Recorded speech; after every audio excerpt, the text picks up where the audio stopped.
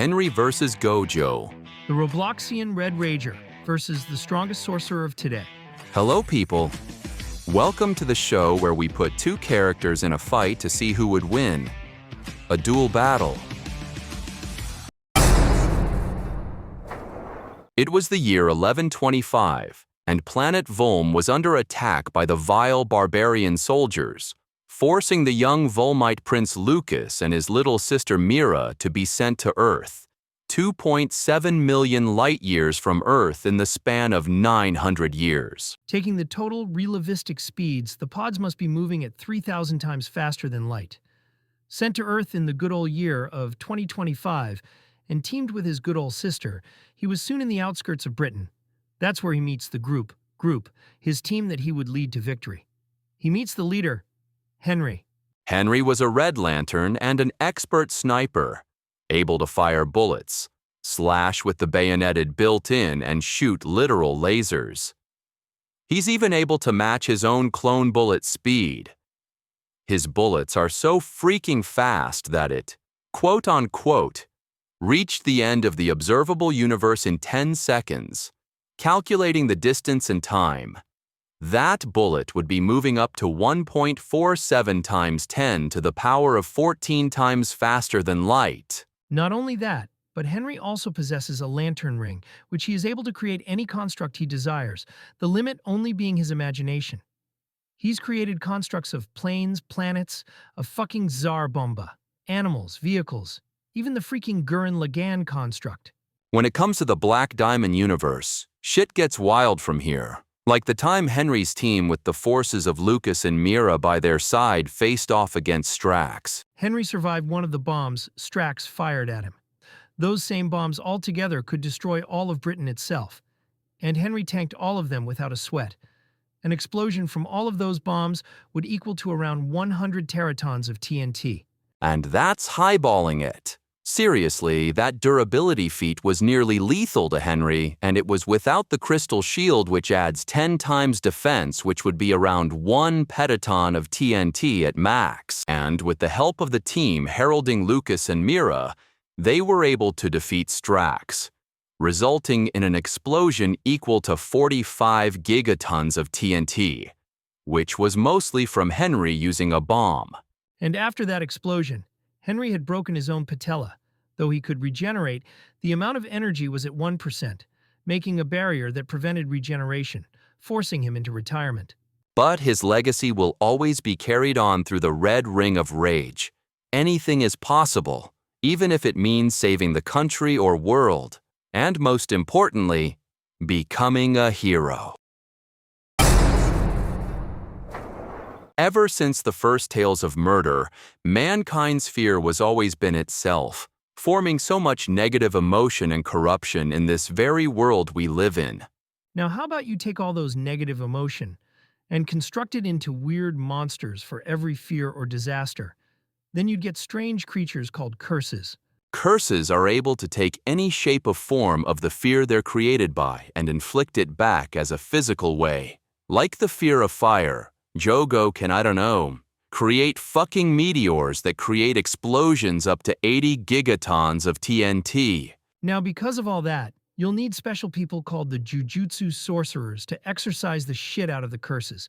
And who else would we need than the strongest, Satoru Gojo? From birth, Satoru was one of the most powerful motherfuckers out there, a real prodigy. Even his birth caused a violent earthquake.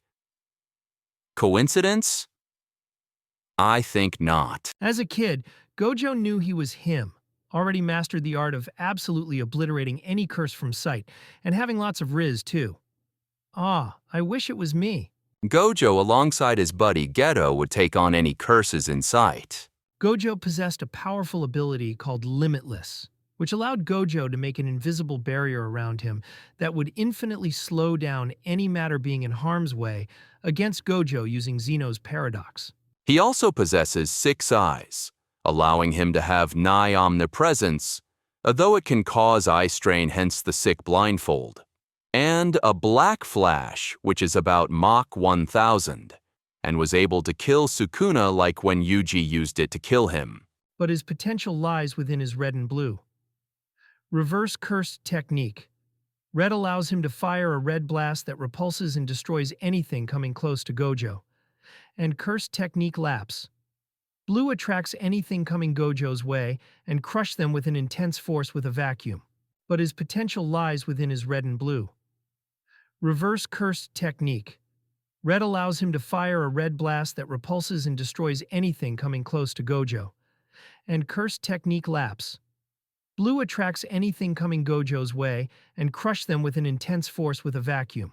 But his true potential is his ultimate attack of the mind. Domain expansion. Unlimited void. In this shit show, you'll be caught in some sort of a pocket dimension that fills the victim with an infinite amount of information, freezing them and keeping them in a vegetated state.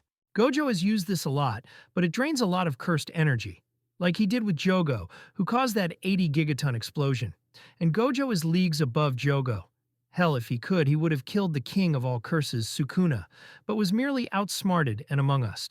But even after all that, we still acknowledge how much of a badass Gojo was, and as long as the curses keep coming, Gojo won't stop, even after death. Because that is what a true Jujutsu sorcerer does. Alright, the combatants are set and we've run the data throughout all possibilities. It's time for a duel battle.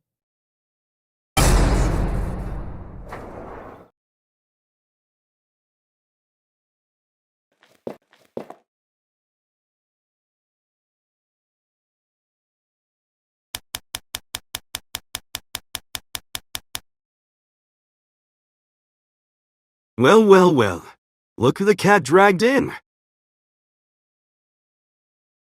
I'm glad you asked. I'm Satoru Gojo, the strongest.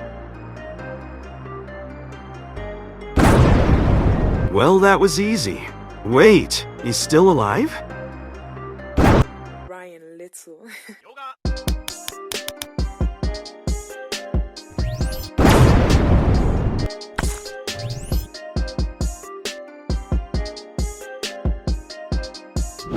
Where did he go? I'm gonna need 6 eyes for this. You can't touch me.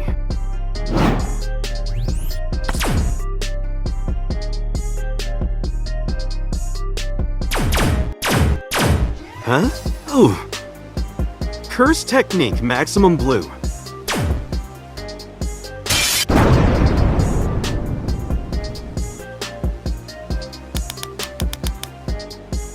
What is he trying to do? Ooh, what? How did he?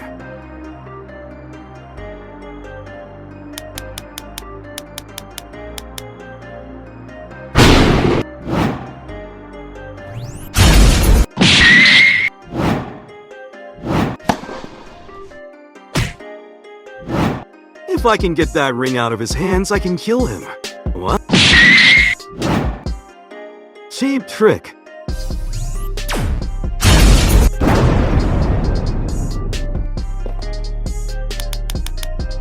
If he can regenerate red and blue or loot, gonna have to give him a good old taste of purple.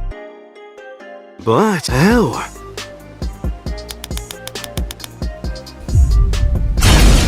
Domain expansion. Unlimited void.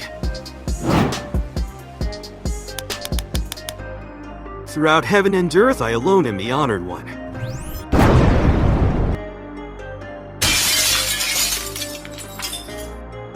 What?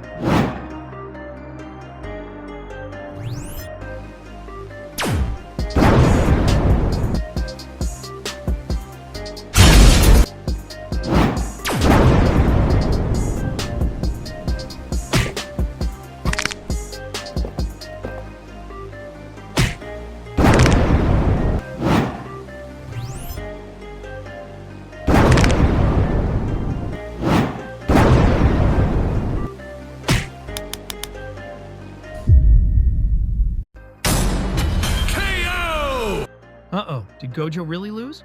This was a very complicated battle considering both were powerful, had a lot of defense and attacks. So, let's break this down into 5 categories. First up, speed. Despite their speeds, this was no contest. Sure, Gojo's black flash and lightning dodges were fast, but Henry dodging his own bullets, going 1.4 times 10 to the 14th times faster than light ensured he was faster. So Henry easily takes speed. Next up, strength. Albeit Henry's attack-killing Strax was a whopping 45 gigatons of TNT, Gojo was only able to tremor an 8,000-foot trench, which was around 28 gigatons. Fortunately for Gojo, that wasn't his best. Gojo's hollow purple, able to input more than 80 gigatons of TNT. Even without highballing it, Gojo was ensured he was stronger. But what's strength if you don't know how to use it? Let's talk defense. Sure, Henry's crystal barrier could prevent an explosion multiplied by 10 to be around 1 petaton of TNT, 1,000 teratons of TNT. Although Gojo's Limitless provided a better defense, considering Limitless could infinitely slow down any physical attacks done on him through motion. Gojo takes defense. Next, however, is domain. Gojo's domain expansion. Unlimited Void was definitely able to freeze Henry no matter if he was in his own red room. However, Henry's Room of Rage was able to puppet his physical body through his rage hands, which cannot be frozen due to being constructs, while Gojo's domain just froze and overloaded infinite information. Plus, even if Gojo could use Hollow Purple, its destructiveness wouldn't be enough to crack the crystal shield. Henry gets the edge in domain. Last up is Arsenal, the boundless things they could conjure up, though Gojo's arsenal was extremely destructive and varied, although Henry has the Red Lantern Ring. You know what this means? Infinite possibilities of constructs, which actually outpaced Gojo's arsenal. Not only that Henry's defense could protect against Gojo, and the fact that most his constructs can be instantaneous means that Gojo's infinity could be bypassed. And from then on, Henry had multiple ways to kill Gojo without triggering infinity, giving the fifth and final edge to him. Despite both leaders being incredibly powerful and versatile, it was Henry's speed, domain control, and powerful versatile arsenal that allowed him to take down the strongest Jujutsu sorcerer. Despite Gojo's best efforts of blackening Henry, he was left hollow inside. The winner is Henry.